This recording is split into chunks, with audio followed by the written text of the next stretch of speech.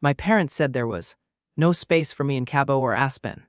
So, I used my $42,000 commission to fly my real family to a Maldives villa. Now, they're furious and blocked. It was just past 11 on the night of December 19th when the notification pinged on my phone. My apartment, quiet except for the soft hum of the city outside, had become a cocoon of focus. I'd been reviewing quarterly financials when the sharp buzz made my wine glass tremble. I didn't panic. Panic is for amateurs. I set the pen down and reached for the phone, opening the security app with the same calm precision I used when reviewing contracts. The 4K night vision footage loaded instantly, crisp and monochrome. My koi pond, my pride and joy, the one I'd painstakingly curated, appeared on the screen. The water feature I'd engineered myself, the meticulous gravel patterns, the ancient trees that had cost more than most people's cars. And there they were. My younger sister, Scarlett, and her fiancé, Evan, standing next to my the 50,000 koi pond. Wine glasses catching the moonlight like crystalline weapons. I increased the volume. Their voices came through clearly. "Eats a gold mine," Evan said, his real estate agent swagger on full display. The same confidence he probably used when selling overpriced condos to desperate buyers. The foreign investment group lands on the morning of the 21st, 10 o'clock sharp. They need to dump the budget before the fiscal year ends. So they're desperate to close before Christmas? He took a long sip of wine, probably from my parents' expensive Bordeaux collection, wine they only brought out on special occasions. "Once they see this garden," Evan continued, gesturing grandly at the water, "they'll tack on an extra $400,000 to the offer immediately. After the ink dries, we kick Nora to the curb. By then, it's a done deal." My heart rate slowed. My fingers hovered over the screen, capturing every word, every detail. A screenshot, then another. I downloaded the video file and immediately uploaded it to 3 separate cloud storage accounts. The timestamp marked it clearly 10 o'clock in the morning, December 21st.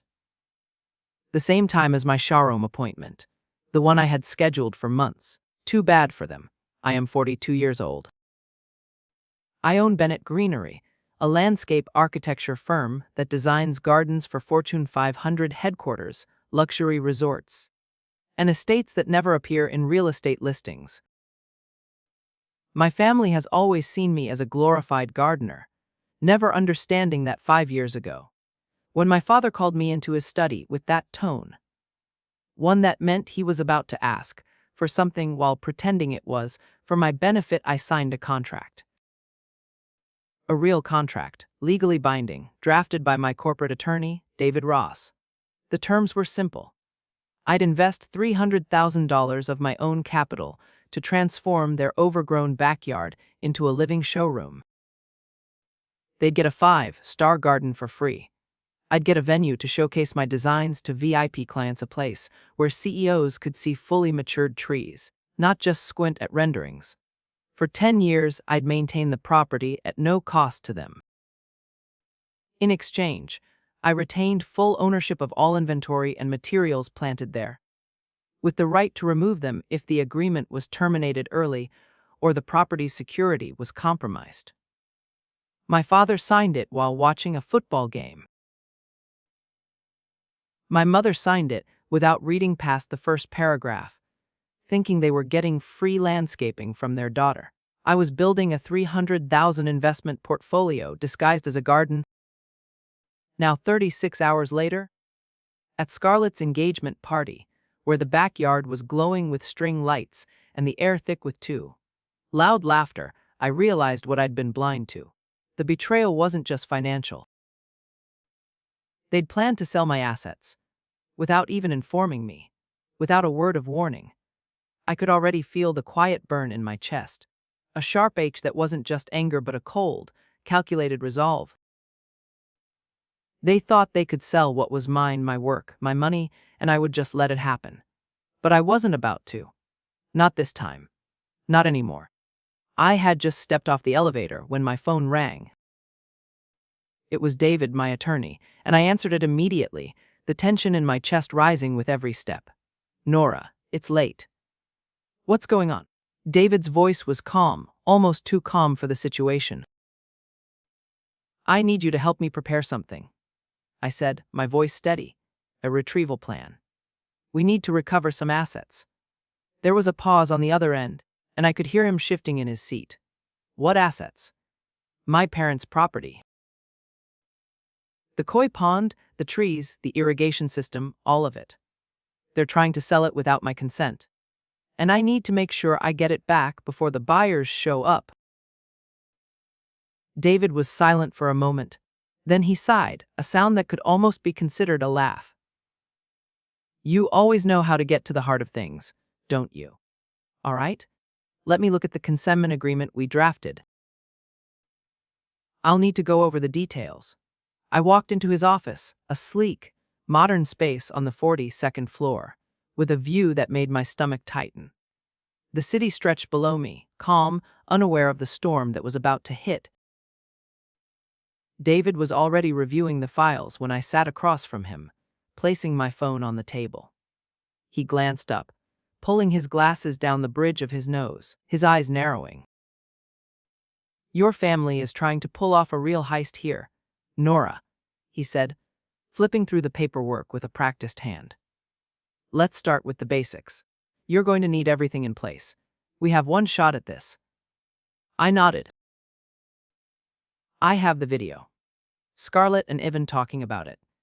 They're trying to sell my assets as part of the house. The koi pond, the trees, they're worth a small fortune. And I've got a contract that proves they're mine." David leaned back in his chair, a small grin appearing on his face. "You always have your bases covered. I'll make sure everything is documented properly. But we need to act quickly. They're expecting the sale to go through before the 21st. "I know," I said. "I've already planned it out. We pull everything on the 21st, before the investors even step foot on the property. I'll be there with my team, ready to go." David raised an eyebrow. "Your team?" "I've got people who know how to handle this," I replied. "We'll need trucks, cranes, the works. Everything gets pulled out: trees, pond, irrigation. Nothing gets left behind." He chuckled. "You're something else, Nora." "All right, I'll start working on the paperwork. I'll have everything ready by morning." "Good," I said, standing up. "I'll need you to prepare the asset retrieval protocols. If they try to fight this, we'll need everything documented: proof of ownership, consentment agreements, everything." David nodded, pulling out a legal pad and scribbling down notes. "You've got it. We'll have this locked down tighter than a vault." I left his office with a feeling of cold clarity. The plan was set. There was no room for mistakes. I'd been underestimated for far too long by my family. This was business, not revenge, and I was going to make sure they paid for every cent they tried to steal.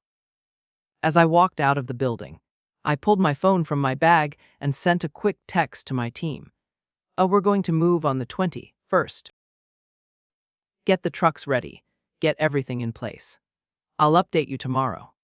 It felt like I was preparing for a war. But I wasn't fighting for revenge, I was fighting for what was mine. For my work, my assets, and my future. And nothing would stop me from getting them back. The morning of December 20th arrived colder than I expected. I'd been awake for hours, staring at my laptop, surrounded by invoices, contracts, and botanical certification documents. It felt surreal.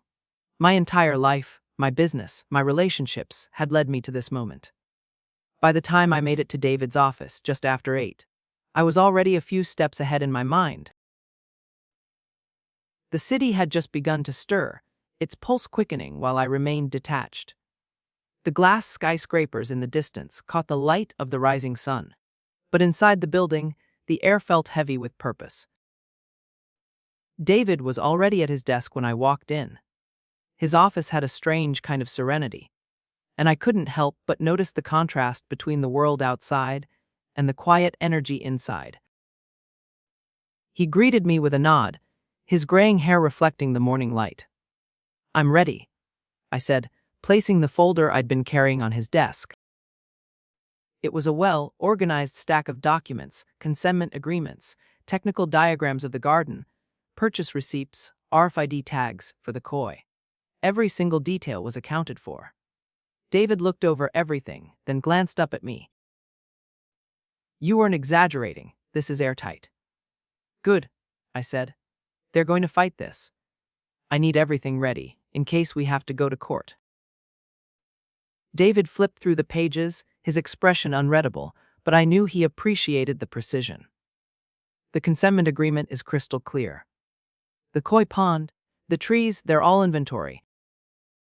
You own them, and if the agreement is breached, you're within your rights to remove them." I nodded. "I'm ready for this. We've got one shot. The investors arrive tomorrow. I need to make sure everything goes according to plan." David sat back, rubbing his fingers together. "I know. We'll execute this professionally. No mistakes. I'll have all the documentation ready by the time you need it.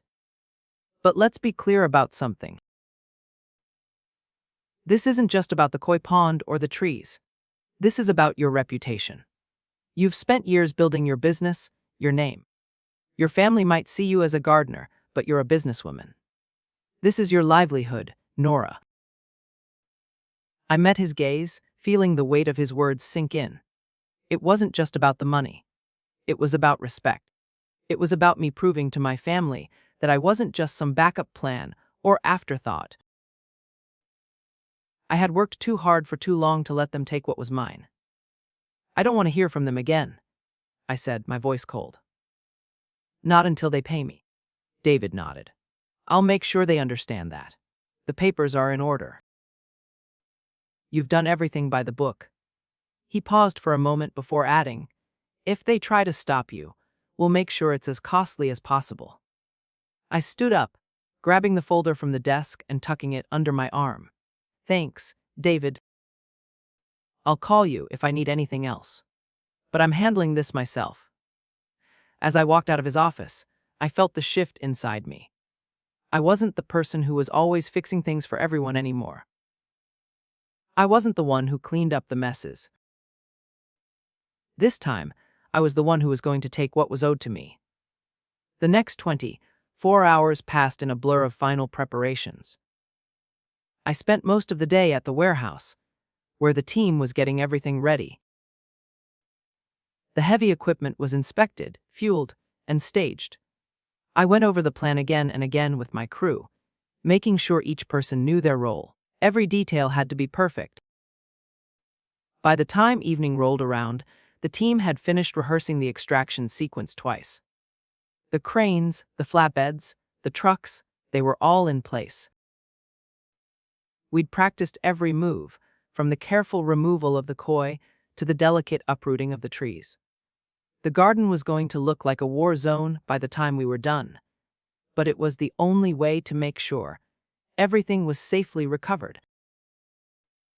That night, as I stood in the equipment yard, watching my team prepare for the operation, I received a call from my mother. I wasn't sure I wanted to pick up, but I did. "Nora, honey," she said, her voice sweet, the way it always was when she wanted something. "Can you come by early tomorrow? Around 9. Evan has some friends coming over to see the house. Maybe you could trim the hedges. Make it look nice for your sister." I paused, my stomach turning. I could hear the lie in her voice, the subtle manipulation. They all knew what was happening tomorrow. They wanted me to show up and play the role of the helpful daughter one last time, making their stolen garden look perfect for the investors. I didn't let my anger show. Instead, I smiled, my voice warm and calm. "Don't worry, Mom. By tomorrow morning, the garden will look exactly like it's supposed to."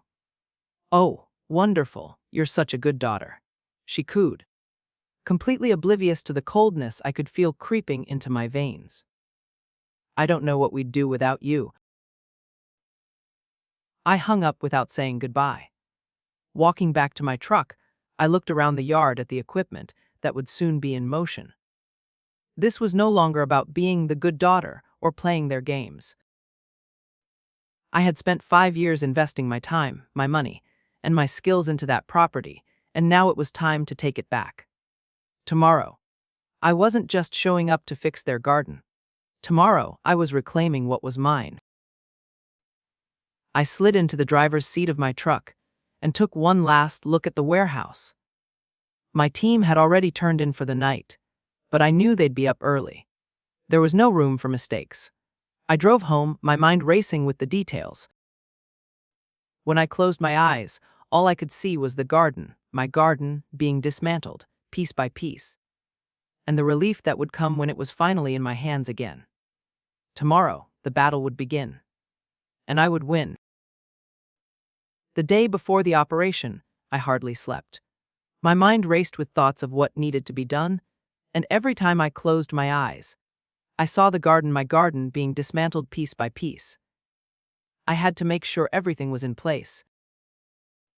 Every tree, every koi, every inch of that property was mine, and I wasn't about to let anyone take it from me. When the alarm went off at 5:30 in the morning, I was already dressed.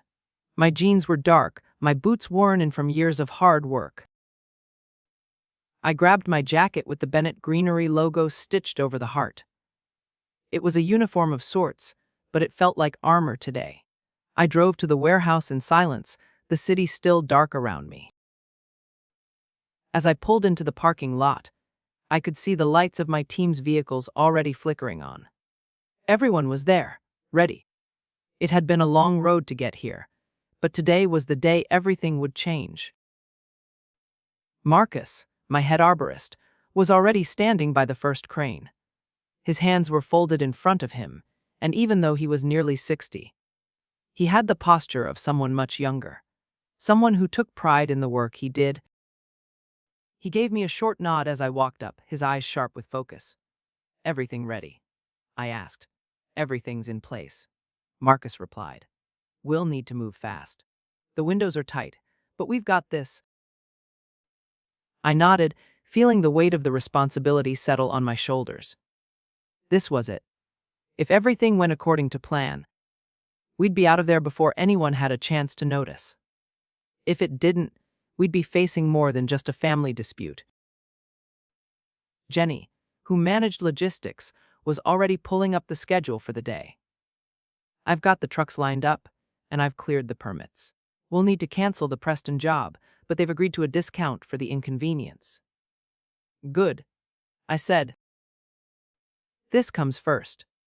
Tom, who operated the heavy equipment, walked over from the crane, his tall figure moving with the calm precision of someone who had done this 1,000 times. "If we're pulling mature trees with root bags, we're going to leave some serious holes in the ground," he said, his voice measured. "I know," I replied, glancing around at the garden that had taken years to build. The thought of it being ripped apart stung, but I couldn't afford to feel anything now. "It's going to look like a Swiss cheese lawn, but it's the only way to make sure we get everything." Tom nodded, then turned back toward the crane. "Understood. Let's get to work." I stood at the front of the warehouse for a moment, watching the team fall into action. Every member of my crew knew their role, knew what was at stake. They weren't just employees, they were craftsmen, each one of them dedicated to the art of landscaping in a way most people would never understand. We worked like a well-oiled machine. As the trucks were prepped, I went over the details one more time in my mind. The koi would be the first to go. We'd drain the pond slowly, keeping the fish calm as we moved them into temporary tanks. The trees would come next, carefully uprooted with the root, control bags intact, then moved on to the flatbeds. The irrigation system would be last, disassembled and packed up to be stored. Every piece of equipment would be handled with the same care as the plants we were removing. By the time the sun began to rise, my team was ready. I pulled out my phone and sent the final text. "We're moving in 1 hour. Be prepared for anything." The reply was simple and understood. I felt a tightness in my chest, But it wasn't fear. It was focus. This wasn't just business. This was about taking control of my own life, my own work, and showing my family that I was no longer the daughter they could ignore. As I walked through the warehouse, I saw everything being loaded into the trucks. The crew was working like clockwork, handling each item with care and precision. This wasn't just another job, it was a statement. I walked to my office, opened my laptop, and pulled up the security footage from the night before. Watching Scarlett and Evan's faces as they discussed their plan only hardened my resolve. There was no way they would get away with this. The phone rang as I was watching the video, pulling me from my thoughts. It was David. "Nora, I've got everything ready. The documentation is solid. You're covered. Just make sure you've got everything in place." "I do," I said, closing the laptop. "We'll move fast, and by the time they realize what's happening, it'll be too late." David chuckled, though I could hear the slight edge of concern in his voice. "You sure this isn't personal? Because it sounds like it's personal." I paused, looking around at the team still preparing for the operation. "It's business," I said, though I could feel the weight of the words. "It's always been business." "Good luck," David said before hanging up. I placed the phone down and looked out at the busy warehouse. My team was ready, and I was ready. This wasn't about my family anymore. This was about the future of Bennett Greenery, and I wasn't going to let anyone take it from me. As I walked out of the office, I took one last look at the setup. The trucks were lined up, the cranes were in place, and every crew member was accounted for. I drove to my parents' house in the cold morning light, feeling the weight of what was about to happen pressing down on me. They had no idea what was coming. And when it hit, they'd know exactly who was in charge. At 9:45, I parked down the street from my parents' estate.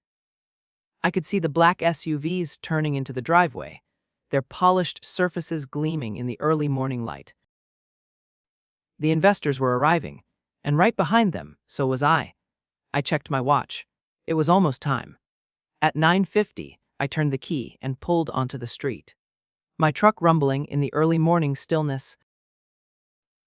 The convoy of vehicles followed behind me like a choreographed parade, 3 crane trucks, 2 flatbeds, 1 water tanker, and a few smaller support vehicles, all primed for action.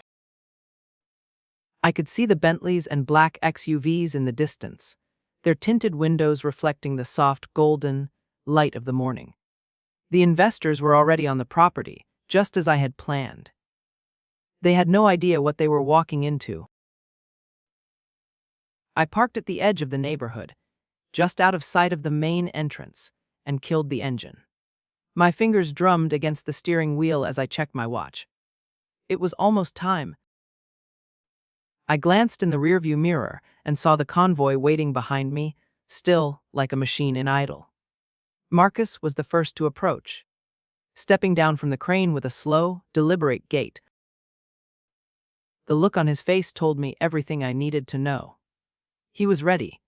Jenny and Tom were back at the trucks, checking equipment one last time. And the rest of the crew were in position, waiting for the signal. I picked up the radio, my voice steady. "All units, this is Nora. Move out." The rumble of the engines was deafening as the convoy came to life. I led the way, moving past the security gate and towards the house. My heart didn't race. It didn't need to. My entire body was locked in, every nerve focused on the task ahead. I had rehearsed every step of this 1,000 times. But the weight of what I was doing hadn't fully hit me until now. As we neared the driveway, I saw Evan standing at the front door, grinning ear to ear. He had no idea what was coming. Scarlett was beside him, her fake smile plastered in place as she greeted the investors. They both looked so confident, so sure of their success. They were oblivious to the destruction unfolding just behind them. I pulled into the driveway, watching the confused expressions of the investors as they turned to see the convoy approaching. They had expected a polished, peaceful garden tour. Instead, they got a full-scale operation led by me. The person they had no idea was pulling the strings behind the scenes. I parked my truck next to the front door and stepped out slowly, scanning the backyard. The investors were still standing by the koi pond, sipping champagne, likely admiring the water features they thought they were about to own. I didn't need to look at them anymore. I knew exactly what had to happen next. I didn't rush. The last thing I wanted was to appear frantic. I walked with purpose. Across the perfectly manicured lawn toward the group of investors. I could see Evan's eyes widen as he registered what was happening. His grin faltered, confusion turning into panic as he realized that the operation unfolding in front of him wasn't a mistake. It was a plan. "Good morning, gentlemen," I said, raising a megaphone just enough to be heard over the roar of the machinery. "I apologize for the interruption. My name is Nora Bennett, and I'm the owner and CEO of Bennett Greenery. The garden you're currently viewing is not part of the real estate. It consists of inventory owned by my company, consigned to this property under a temporary display agreement. That agreement has now been terminated due to asset security concerns. This viewing is over." The investors turned to me, their expressions blank. One older man, with silver hair and the kind of stillness that came with years of wealth, raised an eyebrow. "On you are?" "The landscape architect who designed and installed everything you're looking at," I replied, stepping forward, my voice calm but firm. "The daughter of the homeowners, and the person who's about to remove $300,000 worth of company property." Evan's face turned red, his mouth opening and closing as he struggled for words. "This is insane," he spat, his voice cracking with frustration. "You can't just—" "Actually," I interrupted, "I can." He snapped his head toward the security guard standing by the gate, his voice rising. "Arrest her. She's trespassing. She's destroying property." The guard, a man in his 50s with the kind of worried expression only a career security officer could possess, took a long look at me. Then he glanced down at the paperwork in my hands, which I had already opened to the first page. "What's this?" the officer asked, taking the document from me. "Consignment agreement," I said, "signed by the property owners, establishing Bennett Greenery's ownership of all botanical specimens and installations. These are movable assets, not part of the real estate." The officer flipped through the pages, his face slowly shifting from suspicion to understanding. "Well, I'll be damned," he muttered under his breath. He looked up at Evan, who was pacing back and forth now, seething with rage. "Sir, this is a civil matter. She's legally allowed to retrieve her property. You can't stop her." Evan's face went through a series of expressions: anger, disbelief, and then something that resembled panic. "This is impossible," he muttered, his eyes darting between the officer and me. I didn't wait for him to recover. "I'll make this quick," I said, giving the officer a polite nod before turning to my team. "Begin extraction." The first crane moved into position beside the oldest podocarpus tree, one I had sourced from a specialty nursery in Oregon.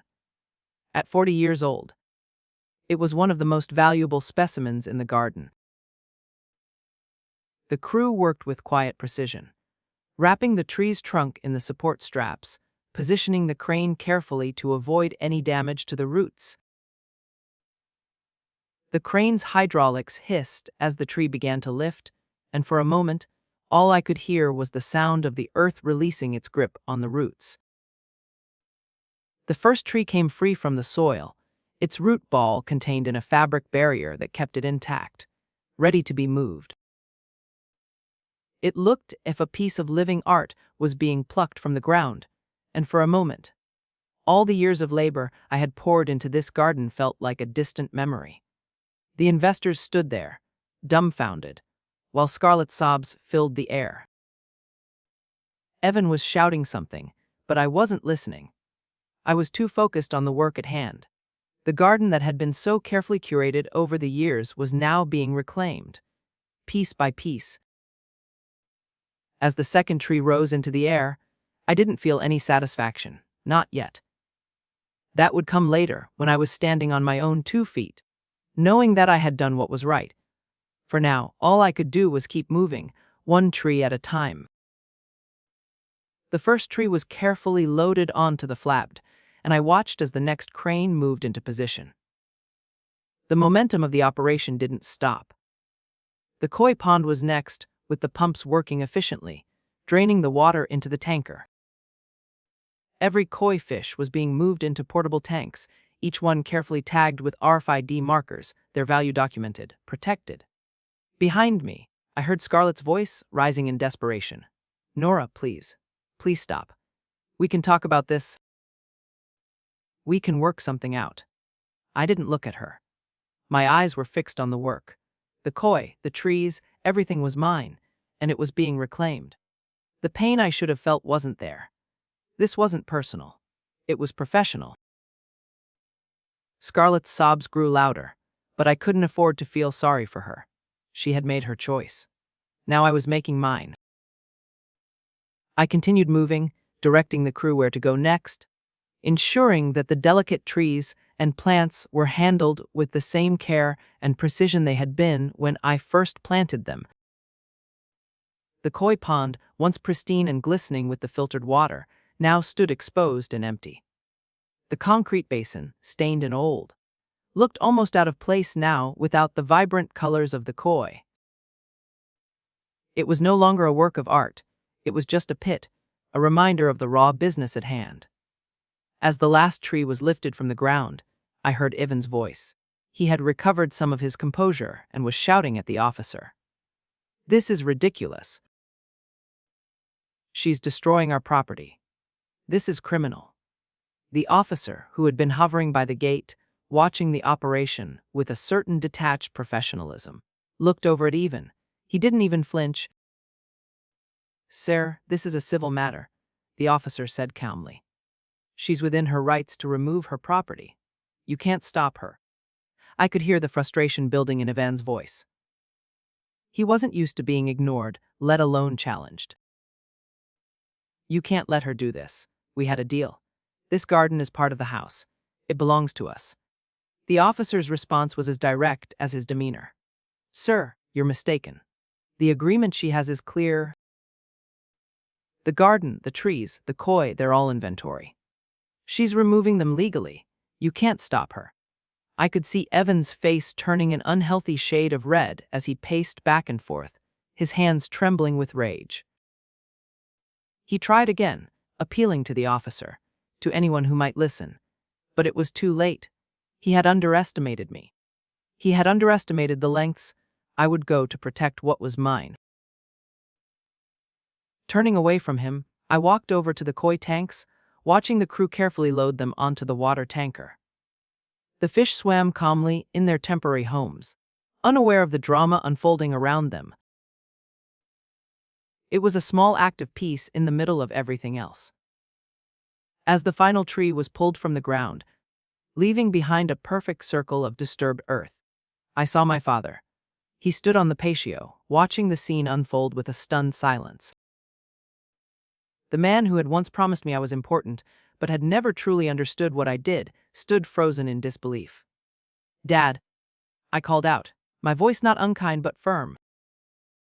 He turned to look at me, and for a brief moment, I saw the confusion in his eyes. "What have you done?" he asked, his voice rough with emotion. "You've destroyed the whole garden. We were going to sell the house. You've ruined everything." I stood there for a moment looking at him. "I didn't destroy the garden," I said quietly. "I'm taking back what's mine." "You've humiliated us in front of the investors," he continued, his face reddening with anger. "All this for a few trees and some fish." I could feel the anger rising in my chest, but I kept it under control. "I've spent 5 years on this property. 5 years of my life. I've invested $300,000, not to mention the work. The time, the effort. And you think you can just sell it out from under me?" My father opened his mouth, then closed it again, as if he couldn't find the words to respond. But Scarlett, who had been standing behind him, now stepped forward, her face streaked with mascara. "Nora, please," she sobbed, her voice breaking. "We didn't mean for it to happen like this. We thought you'd understand. It's just business." I shook my head.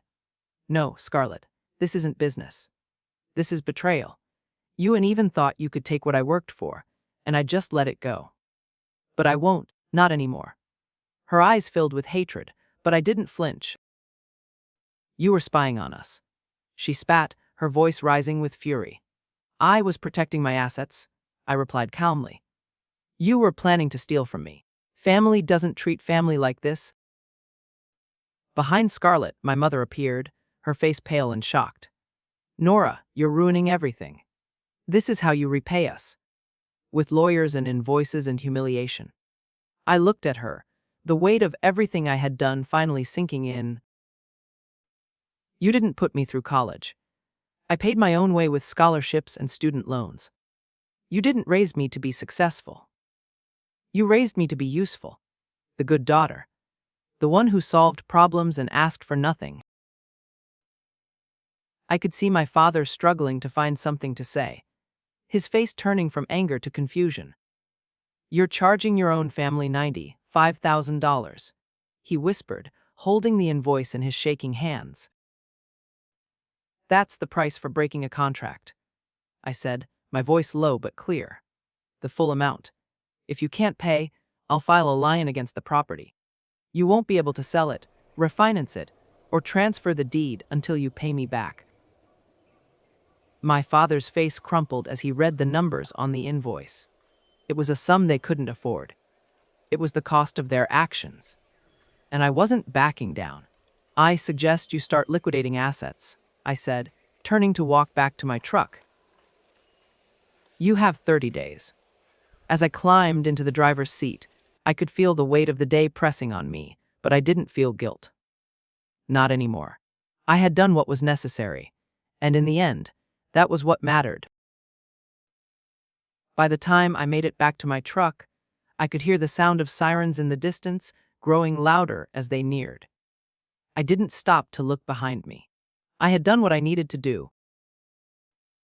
I had taken back what was mine, and now the chips would fall where they may. As I started the engine and pulled away from the house, I noticed my phone buzzing in the seat beside me. A message from David. "They want to settle. Offering $40,000. What do you want to do?" I could almost hear his voice in my head, cautious yet eager for my decision. I wasn't surprised. After everything that had happened, I knew they would try to offer something, anything, to make this go away. But it wasn't about money. It was about principle. I typed back a quick response. "No, I want the full amount. They owe $95,000, and I'm not accepting less." The rest of the drive was a blur. I watched the streets pass by, the world outside seeming disconnected from what I had just done. I had taken action, and now there was no turning back. When I arrived at the warehouse, the crew was finishing up the last details. Everything was documented, every tree accounted for, every koi safely in their temporary tanks. The team was already starting to pack up the equipment, and I could tell by the way they moved that they were proud of what they had accomplished. They had done their job perfectly, and I couldn't have asked for anything more. I walked into the office and sat down at my desk, pulling up the legal documents David had prepared. The lion was drafted. All I had to do was file it. The house would be frozen. No sale. No transfer of ownership. Nothing. The debt would remain, publicly recorded, a constant reminder of the consequences of what my family had done. The phone rang again, but this time it wasn't David. It was my mother. "Nora," she said, her voice shaking. "Please, we need to talk. This is ruining everything. Your father is beside himself. We can't pay this. Please, just drop the charges. We'll figure something out. Evan is, I'm not dropping anything," I cut her off. "You didn't warn me. You didn't even consider that maybe I had a right to know. You thought I would just sit by and let you sell what I worked for. No, I'm not backing down. Her silence on the other end spoke volumes. It was the silence of someone who realized they had lost. I hung up before she could say anything else. There was nothing more to discuss. My decision had been made, and I was no longer the daughter they could manipulate. I was the CEO of my company, and I was going to make sure my work was respected, even if it meant losing my family in the process. The next few hours were a blur of final paperwork and logistical details. David called again, confirming that he'd be filing the lion first thing in the morning. I signed off on everything, feeling the weight of the situation settle around me. I was doing the right thing. I had to remind myself of that. As the day wore on, I couldn't shake the feeling of finality that lingered in the air. The lion would be filed. My family would have to deal with the fallout of their actions. But what did that really mean for me? I had done what I needed to do for myself and for Bennett Greenery. I had taken control of my future, and that was what mattered most. That night, as I sat alone in my office, staring at the documents on my desk, I realized something. I wasn't just reclaiming property. I was reclaiming my life. Every decision I had made had led me to this point. And now I had the freedom to live without being tethered by anyone's expectations of me. It was a strange feeling, this quiet, empty space inside. I wasn't sure if it was relief or loss, but either way, I knew I would never go back to who I had been before. The next morning, the lion was filed. It was done. My parents' house was frozen. They couldn't sell it. They couldn't do anything with it until they paid what they owed. I walked out of the office that afternoon, my mind still spinning with the weight of everything that had happened. I had done what I needed to do. I had taken back my work, my future, and that was all that mattered. But as I stood outside, looking up at the skyline, I couldn't help but feel something I hadn't expected: freedom. It was a strange thing to feel after everything I had been through. But it was real, and it was mine. I didn't need my family's approval anymore. I had built something that belonged to me, and that was more than enough. The days after the operation felt like an endless blur of phone calls and paperwork. The lion had been filed, but the fallout continued to echo through every part of my life. My mother left voicemails, pleading with me to drop the charges. My father's voice was a mixture of disappointment and frustration. Scarlett didn't even bother to call. She sent me texts, each more frantic than the last, blaming me for ruining everything. I didn't respond. There was nothing left to say. David called that evening, his voice businesslike, but tinged with the wariness of a man who had been waiting for this moment for a while. "They're offering $65,000, he said. "They've sold off their antique furniture collection and liquidated some assets. This is the best they can do." I sat back in my chair, staring at the mountain of paperwork on my desk. The garden, the koi, the trees, they were all gone now, removed, but the settlement wasn't just about money. It was about the principle. I had made it clear that I wouldn't back down, and that's exactly what I was doing now. "Tell them no," I said, my voice flat. "I want $95,000, not a penny less." David sighed on the other end of the line, but he didn't argue. "Understood. I'll let them know." I hung up, feeling the weight of the decision settle into my bones. It wasn't just the money. It was the principle of standing my ground, of showing them that I wouldn't be the daughter who was always overlooked. I had earned what was mine, and I was going to make sure I was compensated for it. As Christmas Eve approached, the world around me seemed to slow down. My apartment was quiet, the lights from the city below casting long shadows across the room. I didn't feel the holiday rush like everyone else. For once, it was just me, my thoughts, and the knowledge that I had made the right decision. The crew had gone home for the holidays, and I was left with the sense of finality. The work was done. The lion had been filed. There was nothing more to do, except wait. That evening, I received a message from David. They've agreed to the full amount. The lion will be lifted after payment is made. I read it twice, then put the phone down.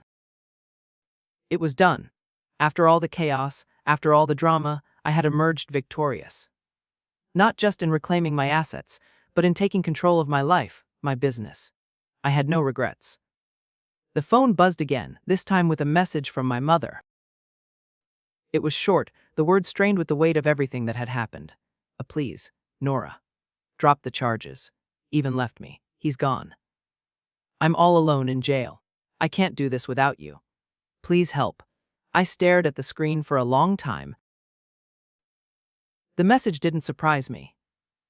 My mother had always seen herself as a victim, someone who could never be blamed for anything. But this time, I wasn't the one who had wronged her. I wasn't the one who had betrayed the family. I put the phone down without replying. Christmas morning came, quiet and cold. The world outside was wrapped in frost, but inside my apartment, I felt a sense of calm I hadn't known in years. I wasn't waiting for a phone call or a message. I wasn't hoping for any form of validation from my family. I had already proven what I needed to prove. That evening, the phone buzzed once more. A text from David. On your parents want to settle. Offering 40,000, final offer. They're desperate, Nora. I didn't even need to think. I typed back, no. I want the full 95,000. They can sell their house or whatever it takes. It wasn't about the money anymore. It was about making sure they understood the cost of their actions. By the time spring came, the for sale sign in my parents' front yard remained. No one had bought the house. The mechanic's lion had scared off any potential buyers, and the once pristine garden had been reduced to a patch of bare earth and disturbed soil. I stood on the balcony of the new resort I had just finished designing, the wind catching my hair, as I looked out at the sprawling landscape below. This was what I had worked for, this success, this freedom. The work wasn't done yet, but it was mine, and it would always be mine. The phone buzzed again. David's voice came through clear, but this time, there was no negotiation in it. They've offered 65,000 again.